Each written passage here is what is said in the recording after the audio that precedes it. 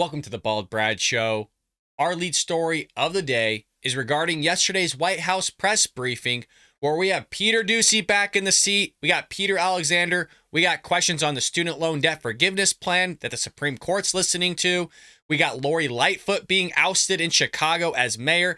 And we also have questions about China. We got it all for you packaged really nicely today, folks. But before we jump into all that, make sure you head over to our brand new website, baldbrad.com, which is a one-stop shop for y'all. Link is in the description. You can catch our podcast there. You can watch our YouTube videos, read our blog posts. We got it all for you. And if you didn't hear the big reveal over the weekend, we also got a book launching March 13th on Amazon as well as Barnes & Noble's, titled Trojan Horse: How the Left is Destroying America. Folks, this book completely obliterates and destroys the progressive left and the Democrat Party's ideology, because it is their ideology that is going to destroy this country from the inside out, much in the same way of how the Greeks sent in the Trojan horse during the Trojan War to destroy Troy from the inside out. The progressive left's ideology is going to do the same thing with the United States, unless we recognize it and equip ourselves with the information we need to dismantle and destroy their narrative, their ideology, and the book does just that. If you love Ben Shapiro, Michael Knowles, Andrew Klavan, Matt Walsh, the guys from the Daily Wire, if you love Charlie Kirk, Sean Hannity, Tucker Carlson, all the big conservatives, Republicans, you're going to love this book, folks. It's a must read. You could buy the ebook now and pre-order a paperback and hardcover version as well by heading over to Barnes & Noble's or Amazon or clicking the link on our website. Make sure you pre-order yourself a book today. Again, it releases March 13th. And if that wasn't enough, we also got a store here for y'all. We got merch. If you go again to our store on baldbrad.com, you can get yourself a t-shirt right now. These shirts are awesome. They're awesome quality, and they look really sick, folks. We got our own image. We got our own setup. We got mugs. We got hats. We got stickers. We got hoodies. We got it all, folks. Head over to baldbrad.com if you haven't already. Get yourself the book. Get yourself some merchandise, some swagger, and look good and look like an American patriot, because let's be honest, folks, Bald Brad Show viewers are American patriots, and we uphold the values of this great nation. Again, head over to baldbrad.com. With that being said, let's jump into our first segment of the day with reporters questioning Karine Jean-Pierre on crime, Mayor Lori Lightfoot of Chicago being ousted, as well as these sentencing laws having the possibility of being overturned in Washington, D.C., and if President Joe Biden is going to veto those or not. As always, support us by hitting that like and subscribe button if you haven't already. Let's go ahead and roll it. Yeah, thank you. So Chicago had their first round of their mayoral elections yesterday. And it's the latest big American city where frustrations about crime was a central issue of the cycle. Does President Biden, does he feel that this administration and I guess Washington writ large is putting enough attention on dealing with the issue of crime, particularly in areas, big urban areas like Chicago? So let me just Look, can we just call a spade and stop throwing all this stuff under the rug through this question? Can we just be clear for a moment, like Karine Jean-Pierre always says she's going to do, but let's actually be clear here. It's Democrat-ran areas. It's Democrat-ran cities. That's predominantly what people are frustrated with. Very rarely you're going to see people frustrated with crime in red states, because Republicans take crime seriously, where you look at places like Los Angeles, Chicago, New York, where you let criminals run roughshod over an entire city, and so people flee to red states because they're tired of the crime. So let's call a spade a spade. It's Democrat-ran cities, not just these urban areas. first speak to the mayor's race. Look, the president is committed to working with whomever the people in Chicago or the people on the ground, whichever, if it's a city or a state, whomever they choose to represent them. So that is the case and will continue to be the case. And so I'm going to withhold commenting on any specific race, but I know you're asking about crime specifically. Look, the president put forth, as you know, a comprehensive Safer Communities plan, and he put that forth after inheriting a rise of crime. That is something that Who'd you inherit it from, Karine? Who implemented all these policies that would have crime increase? Gee, I don't know. Maybe the Democrats, maybe the very party that you're a part of, and so has Joe Biden been for literally decades. You don't look any further than George Floyd, where a bunch of Democrats literally ran roughshod over cities and burned them to the ground. They're still doing it. So it's the Democrats that are causing all this problem. You don't have to look any further than also Los Angeles, where literally Democrats voted in propositions where it's a misdemeanor to steal anything $950 or less of goods. There are literally people that we've shown here on the Bald Brad Show on security footage just walking in with duffel bags, stealing a load of stuff, lipstick, you got freaking lip balm, deodorant, right? Laundry detergent, but they got to feed their families is what we were told. Racism, discrimination, whatever it may be. Stealing all this stuff and walking out of the store. That's why literally Starbucks, Walgreens, all over the place around the country, we're closing shop in Democrat-ran areas because it's your guys' policies that is causing all this stuff. But then you're going to sit there and say, well, the president put over a comprehensive plan since day one. It's always comprehensive. You notice that? Except nothing actually gets done. The president doesn't actually solve anything. He doesn't do anything except make things worse. Let's let her continue. That he has been focused on since the beginning of his administration. Let's not forget, in that plan, he calls for more than 100,000 police officers to go into the community, to work with communities and make sure that communities feel safe, families feel safe, and that's what the president has put forward. And you'll see, when you see his commitment to crime, you'll see that in his budget next week. As you know, we're going to release that March 9th, and it will reflect his commitment as well as we're trying to continue to fight crime, which is the president has been leading at from the beginning of his administration. But what we have seen is that for years, congressional Republicans have been doing the opposite. When you think about the COPS program, which is something that the president put forward. Here we go.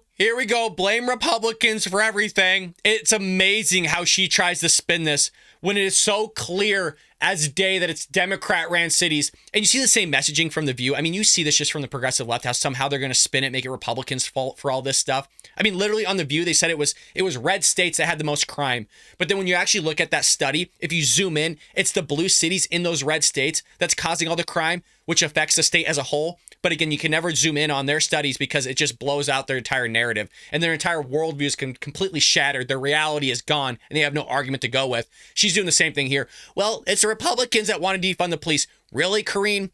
Really? It's Republicans that want to do that? It wasn't, Democrats taking over entire autonomous zones like CHOP and CHOC during George Floyd.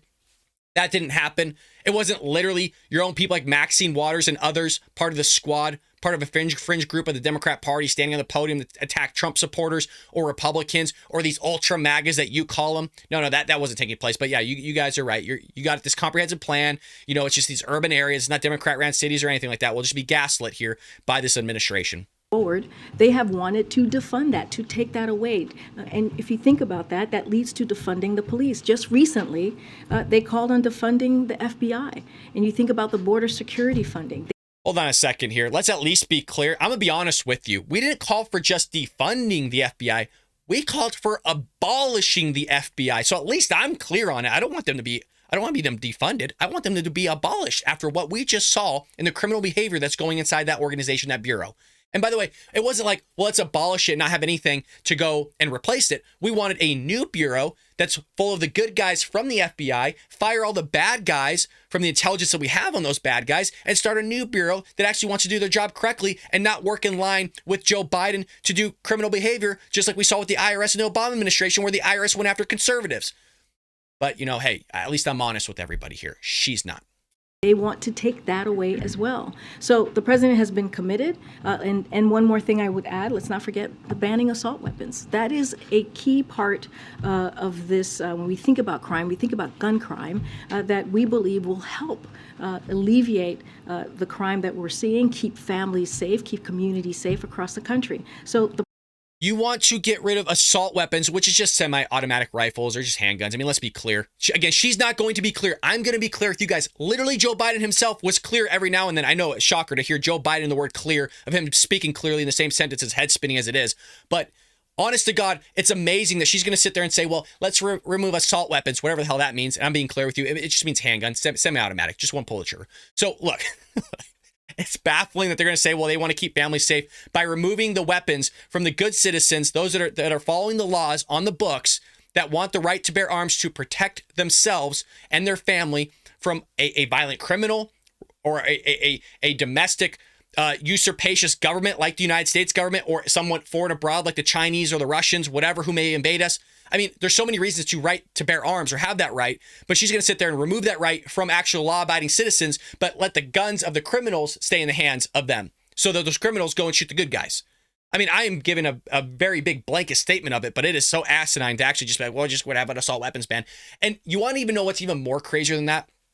You literally have a president that put his hand on the Bible, that was told that he would uphold the Constitution, a right to bear arms. And it's so normal now to have people just sit on the podium, these elected politicians that are supposed to sit there and uphold that right for you to bear arms and have the right to free speech, to basically stand there and go against that very right that was given to you by God. We live in such crazy times. The president has walked the talk. The president has been very consistent on making sure that communities feel safe and fighting crime, and he'll continue to do that. Yes, I just wanted. So it wasn't just that question, but we have a follow-up regarding crime as well. It's a question about these sentencing laws in Washington, D.C. that's basically going to lower the sentence for certain crimes, kind of like what we saw in Los Angeles happen already. And if that were to happen, is Joe Biden going to veto them? And the reason why this question is so important, and it happens later on in the briefing, is because she just got done giving her whole spiel about how Joe Biden wants to sit there and support cops and he wants to solve the crime issue and all these things. Well, you're not necessarily solving the crime issue if you're lowering sentences for criminal behavior. That's incentivizing crime. And we've seen that with the attorney general in Los Angeles that isn't prosecuting people on crime. And we're also having propositions that basically affirm that criminal behavior in the first place. I mean, literally, there's people doing that. There's no cash bond. They're just, you go to jail and you come right back out. I'm not kidding. It's like going on in California. So it's a good question. Let's see what she has to say. To circle back to crime, as soon as next week, Congress could end up overturning a new sentencing law in D.C. that reduces penalties for some violent crimes, among other measures. Is the president prepared to issue a veto if that vote passes and it crosses his desk? So I know we've been asked this question before.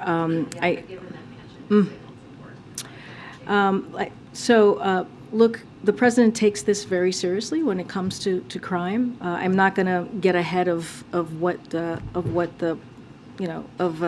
decision is going to be or what it's going to ultimately look like. Don't want to get too much into hypotheticals.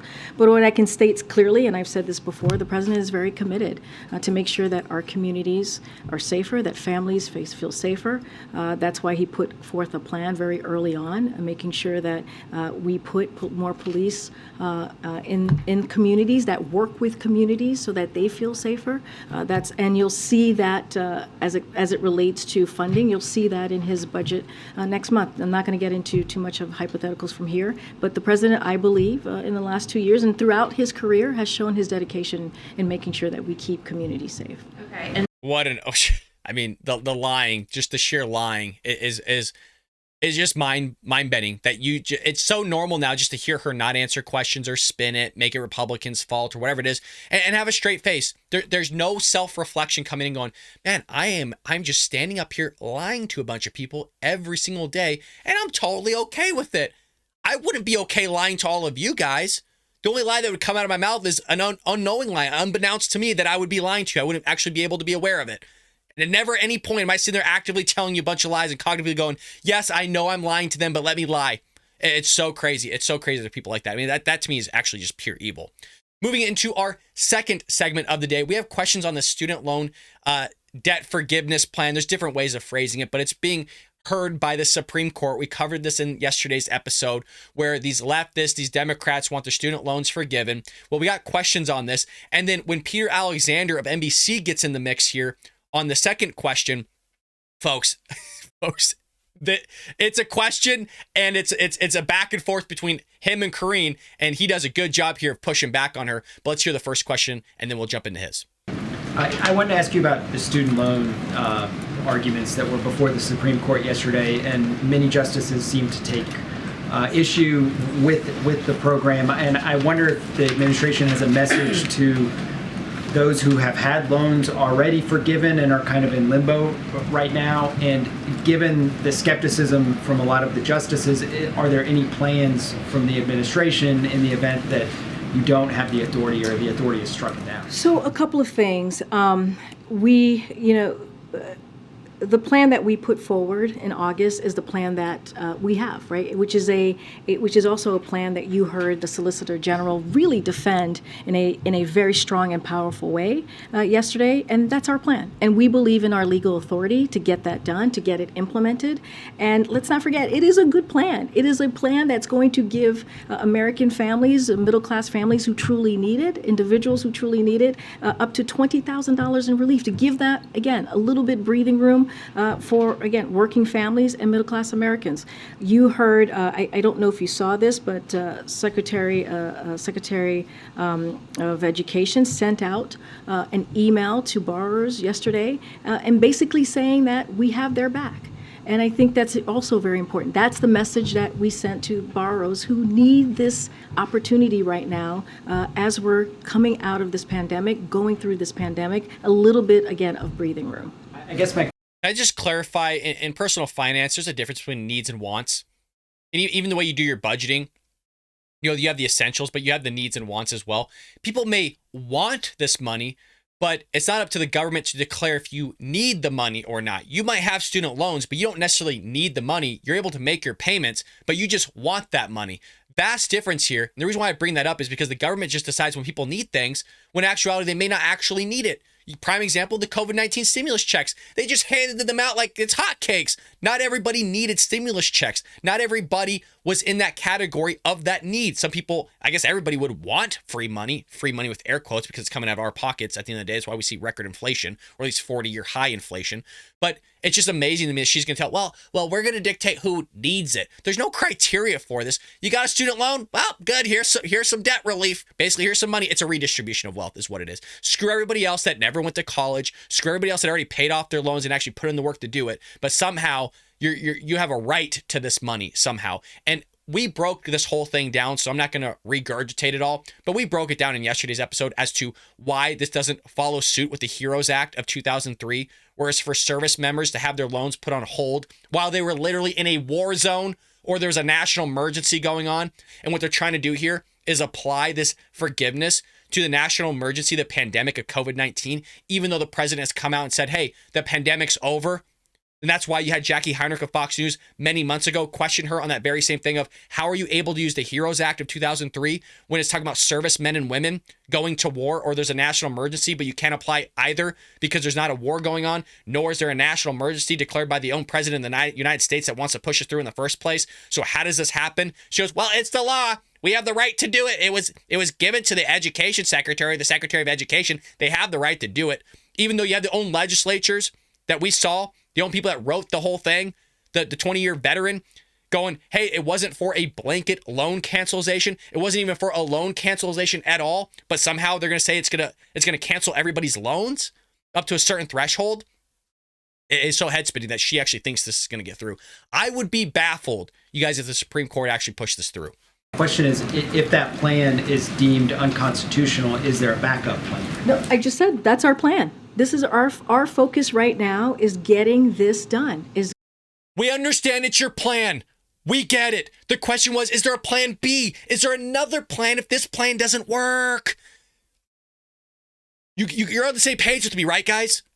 Right? I mean, am I losing it here? Could somebody write in the chat, be like, Brad, no, you're sane, you're good. Because I swear, I'm starting to feel crazy listening to this lady. I almost wanted to stop doing press briefings for a while because I'm literally starting to feel a little bit psycho in my own head going like, am I hearing the right thing? Because it messes with your head all the time when you hear her, she's giving a clear question, do you have a plan B? And she goes, well, it is our plan. Like, what?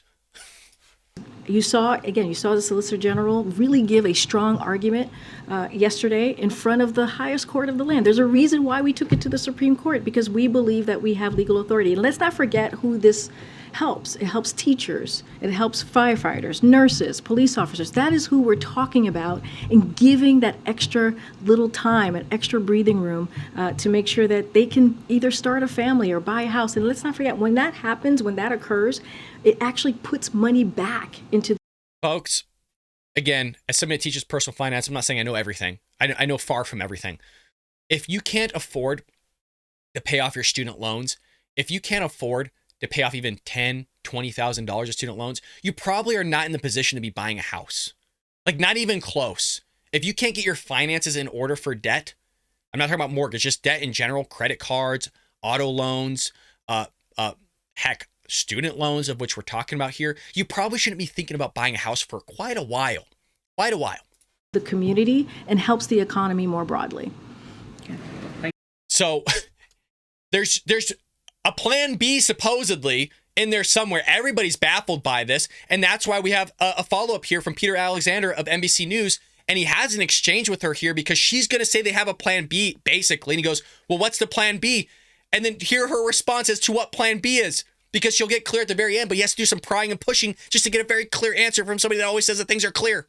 Follow up on a separate question that was asked by one of my colleagues in the room about the student loans and the wait for the decision from the Supreme Court as it relates to this. I know that you said earlier that there is no other plan. The plan right now is the one that's being presented before the Supreme Court, and you feel strongly in your case. Obviously, those who have loans that they would owe in case this is rejected don't have that same ability. They have to have a backup plan in case. I know that 2 months would pass before they would have to pay those loans again in case the Supreme Court rejects this here. But what do you say to those Americans who have tens of thousands of dollars that they might be responsible for 2 months after the court makes its decision if they choose to reject it? Yeah. How should they be preparing right now for that, and what would you do to protect And them? I'll just add that yesterday, right in front of the Supreme Court, you saw many of those Americans speaking out loud and clear and saying how important the president's plan is to them because they're being crushed. But right? what should be No, the plan B? what- Because everybody who has their own budget at home has to have a plan B. I hear you, Peter, and you asked me what the message was.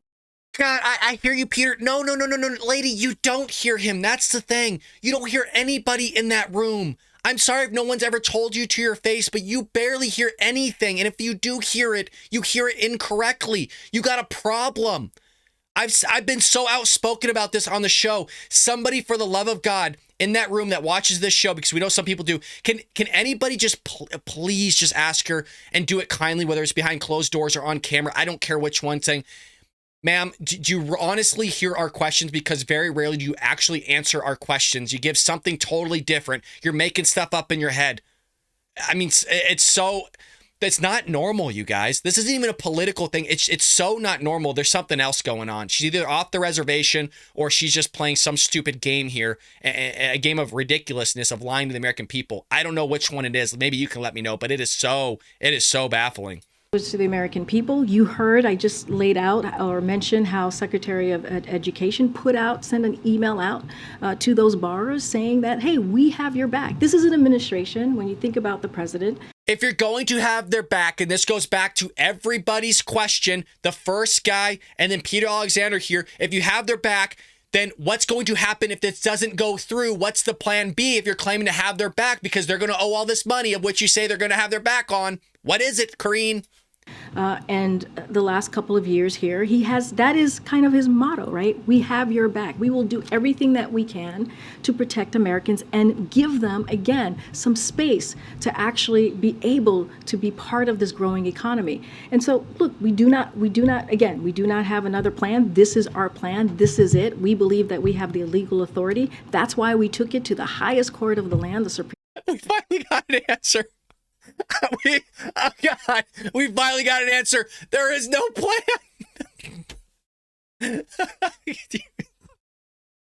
Can you imagine entrusting these people to get your debt forgiven? Can you imagine? There's not even a plan B for any of this. This is all they got. People are going to vote for this guy for a second.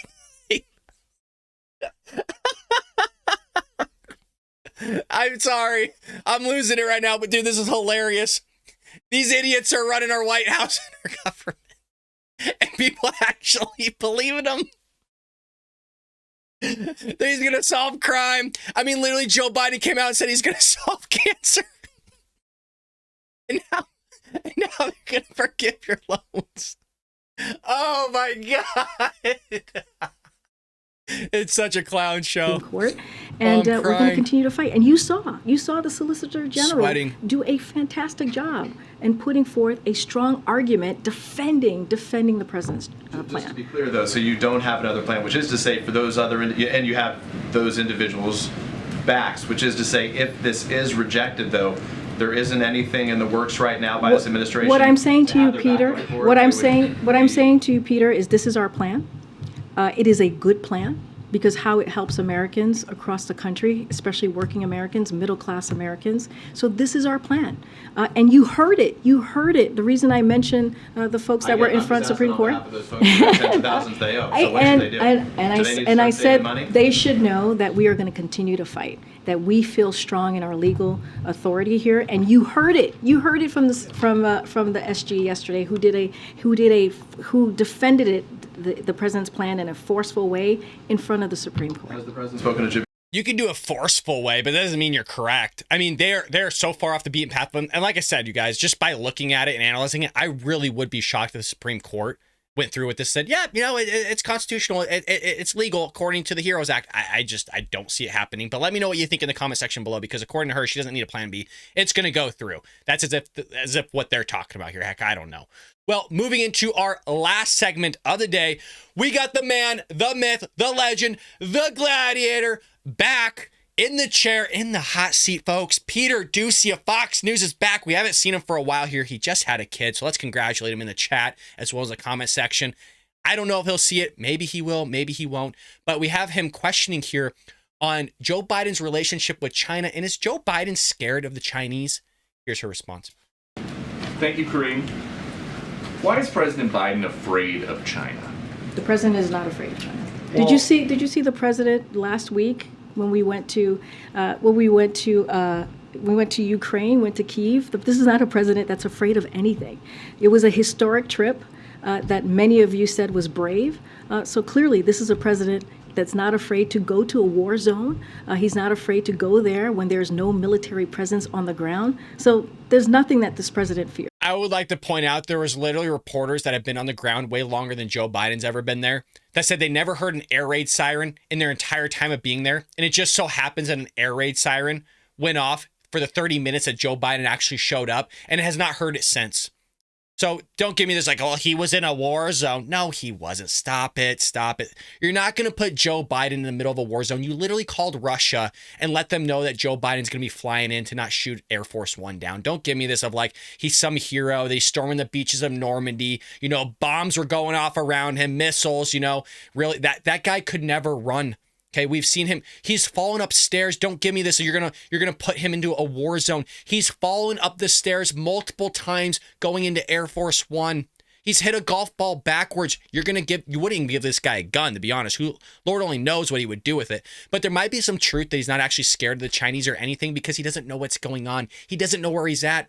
Of course he's not going to be scared. He's just trying to figure out where the hell he is. Who dropped him off in Ukraine? Who the hell is that guy? Sir, it's Zelensky, sir. It's the same president, you guys, that was talking to a Salvation Army guy, and he thought he was Secret Service. He thought the guy was Secret Service, some military guy that said they're probably protecting him or something. He don't know what's going on.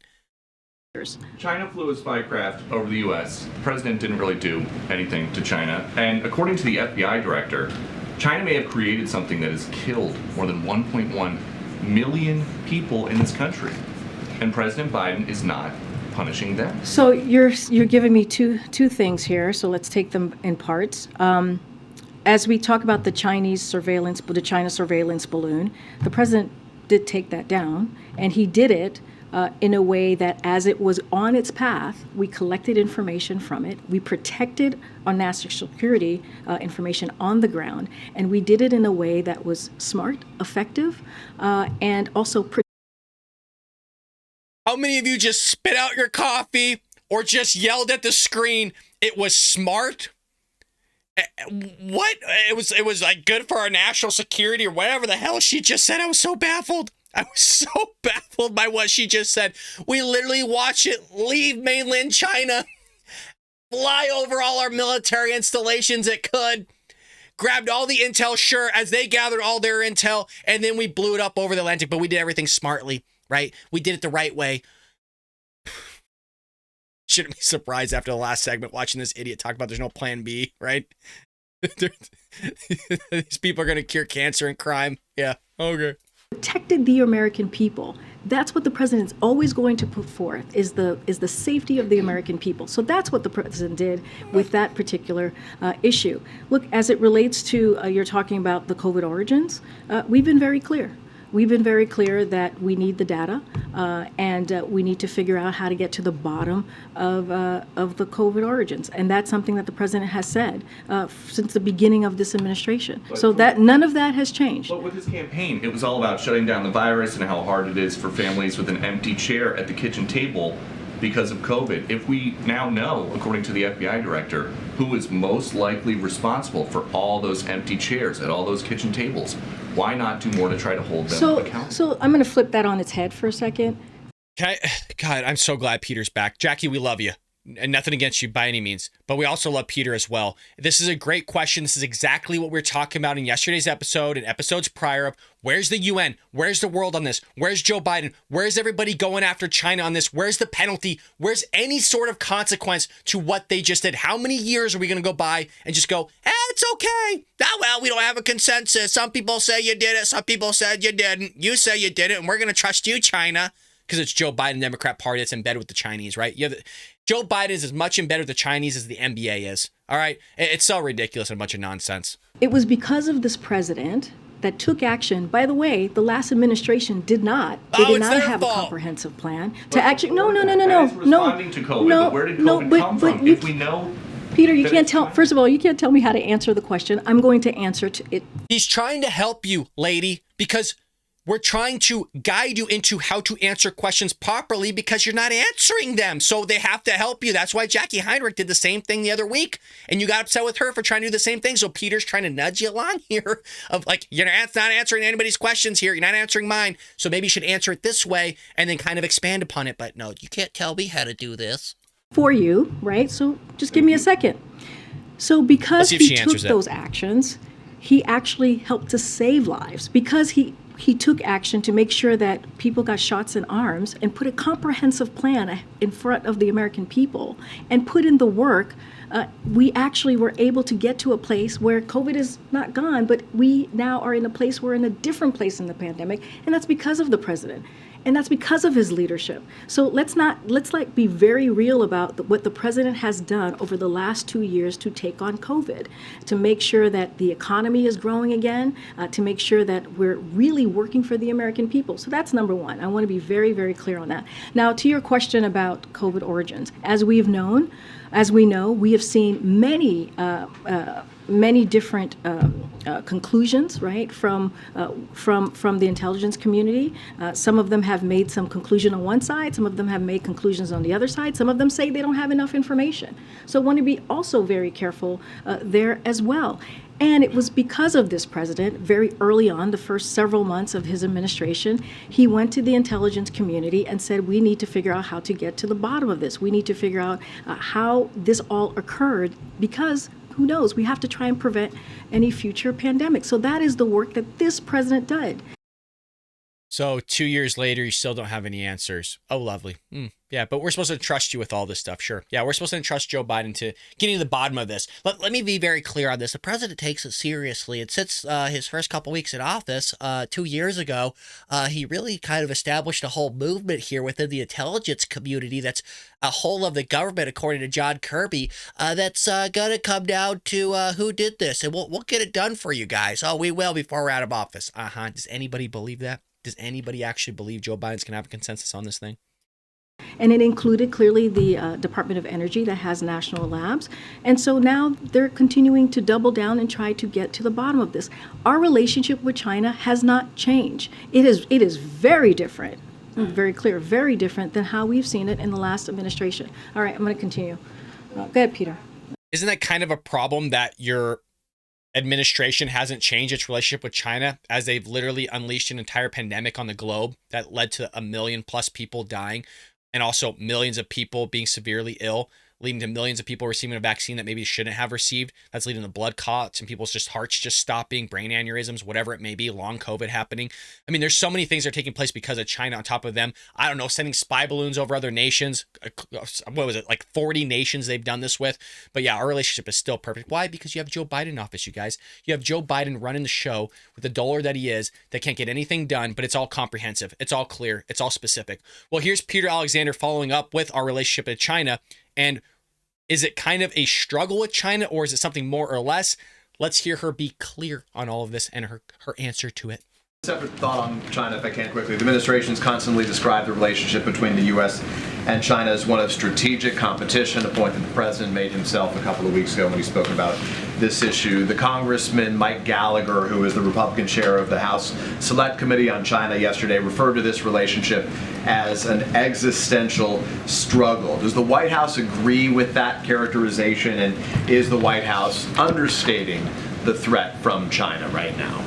So under this president, we are more prepared to outcompete China, protect our national security, and advance a free and open Indo-Pacific than ever before. That's under this president. And that's because of the work that he's done in the last 2 years, and also the experience. This is an experienced president, as you know. He spent more than 30 years in the Senate. He spent 8 years as vice president. And so he understands how to deal with foreign policy relationships, foreign leaders. And She can't even get it out of her mouth. It's not even close to being believable. Honest to God, if you had somebody telling you a story and they were talking like this lady, fumbling through their words, trying to figure out what to say, would you really believe that person? Hand to God, would you? Because I sure as heck wouldn't. Joe Biden, you know, he's good at his job, right? He's great at his job. If he's so great at his job, if he's been so good at his job for literally decades, why does everything suck that he has to be involved with? Well, that's causing massive inflation, having gas prices go through the roof, trying to get rid of our fossil fuel industry, allowing Russia to invade Ukraine, because that didn't happen under Trump, having the possibility of China invading Taiwan. You have Iran wanting to blow us through the roof. You have freaking Israel shenanigans going on over there. I mean, you got spy balloons flying all over the United States now. I mean, it is thing after thing after thing. Massive illegal immigration taking place. No president in U.S. history has ever seen the massive amount of flooding of illegal immigrants coming across the southern border than Joe Biden's seen. So it's just amazing how well he's so good at his job. Yeah, no, he's great. He's perfect. He's been around for a long time. Oh, he's good. And so that's how we see our relationship with China moving forward. Many of our efforts we have been pursuing are bipartisan. They're underscoring the alignment at home on the key issues. And we will continue to work with Democrats and Republicans because the way we have moved forward is indeed in a bipartisan way. Let me follow up on a separate question that was asked. So there you have it, folks. That is the White House press briefing. I want to just kind of point you guys towards the Bald Brad show really quick here on where you can find the Join tab. So on my channel page, if you do click on it, you'll see this Join tab up at the top. It will unlock a feature for you to see if you want to join for $4.99 a month or $9.99 a month. And it will give you badges and certain emojis that you can utilize inside our live chat. You'll see some people writing right now, like Shib. He has a badge, and that badge will slowly be upgraded as the months go on. But it's an opportunity for you to give back. Again, please don't feel like you have to do this. This is just an avenue for people to get back because they want to.